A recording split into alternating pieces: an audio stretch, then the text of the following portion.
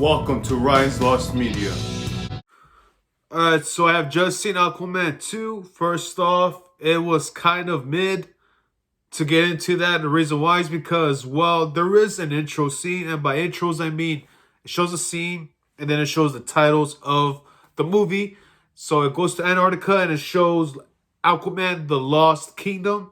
And I told myself, well, when I get this on Blu ray or 4K, if I do, maybe I won't. But if I did, I'm probably gonna skip that first half. So I already told myself, all right, so this movie's starting, and I'm already thinking about skipping the intro when I get the movie release. You're like, all right, let's just skip this part. Let's go toward the middle of the movie where things start kicking off. And so I was in that type of mindset when I was watching it. But I tried liking it, and what I would say is that James Wan did something, I guess. I mean, he does have his horror elements in there when it comes to these new creatures of Necrus, which look like dead, dried up people with glowing green eyes and dead looking skin, which you see in the trailers or something like that. They look kind of cool, look like possessed. But anyway, it does have that horror feature from James Wan. Now, another thing I'll talk about is Amber Heard.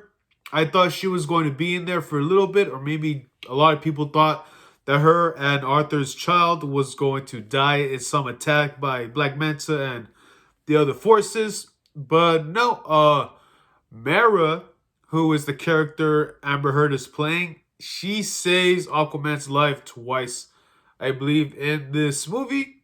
And so does Aquaman's brother. So Aquaman is getting saved throughout the entire movie. Jason Momoa is still his energetic self. I mean, he was still like just him. But as you were watching this movie, I kept thinking about those articles I would see online talking about he's going to be recasted as Lobo in the new James Gunn universe. So as I was watching this, I was like, all right, it really feels like like some sort of like I already see him as Lobo, so I don't know why he's like I don't see him as Aquaman anymore.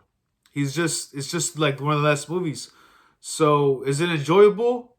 I mean, if you like the first one, I guess you might like this one too. But if you're like not really into the latest DC comic book movies or comic book movies in general, you might not be too into this one. Like if you're the type of person who goes to movies to watch the big ones, like the Endgame, Infinity War, and Civil War, and then you come across um a decent movie or a standalone movie, and you're like, all right, I'm the type of person that just wants to skip the standalone movies. I'll watch them at home.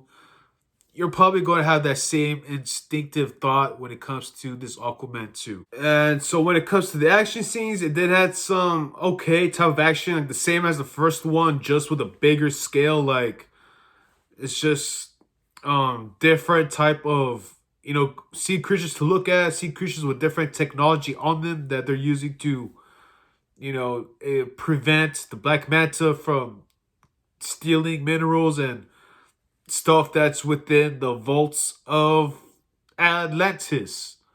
And by the way, I mean, not Aquaman, yeah, him, but Black Manta in this movie was not really, I mean, he had potential, but at the end, when we go to the third act, the final sequence, when it's the bad guy versus the good guy, so on and so forth, I did not care about this third act at all. I mean, have you seen how the bad guy looks like? Like the main bad guy, he's the one that has the powers of Necros, which is like just a bad vibe, bad energy type of manifested.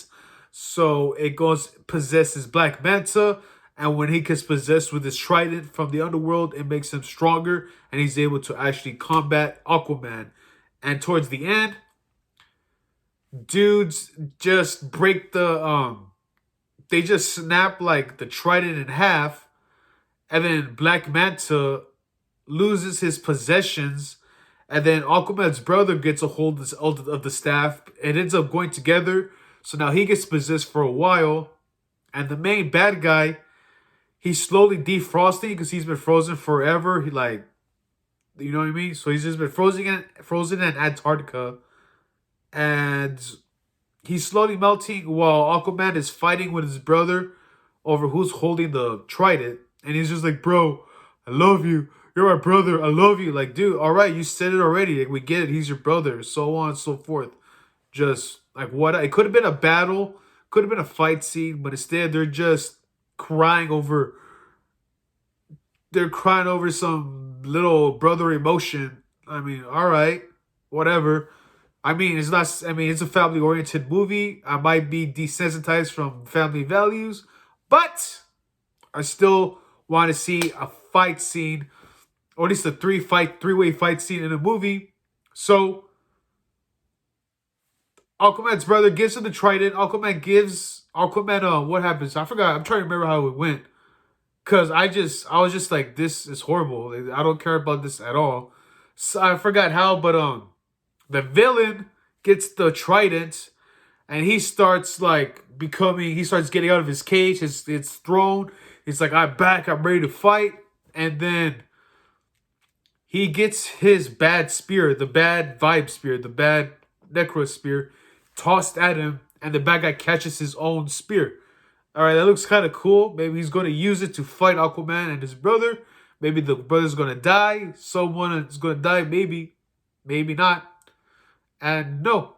After he catches the trident, Aquaman then gets his trident, throws it into his, and then it spears him and kills him. End of the movie. Black Manta, who's now just a regular civilian in his costume, throws a punch at Aquaman. Aquaman punches, catches it, crushes his hand, tells him to get the F off. Like, all right, that whole building up of Black Manta just to throw a fist gets caught and tossed. And then the main villain just gets a trident stuffed into his face, and he doesn't fight at all.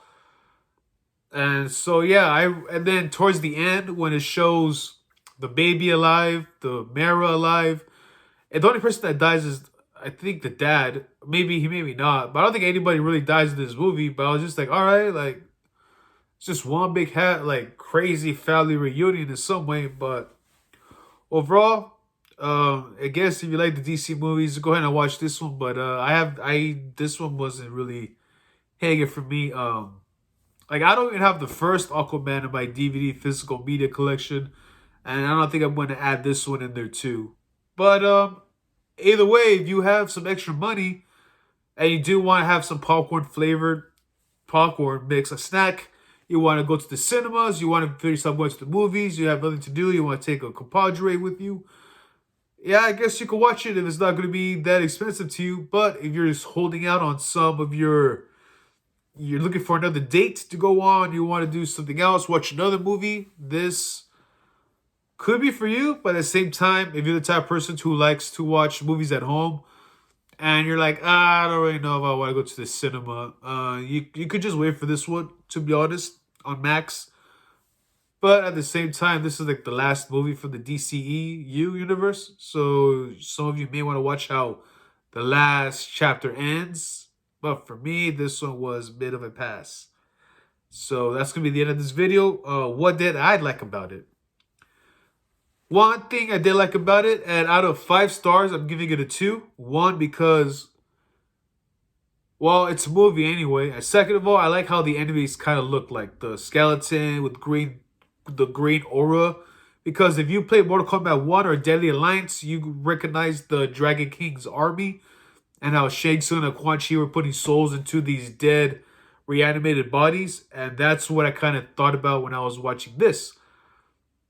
So now I was thinking, well, what if James Wan wanted to make a spin-off Mortal Kombat movie about the Deadly Alliance with Shang Tsung and Quan Chi and, stuff like that?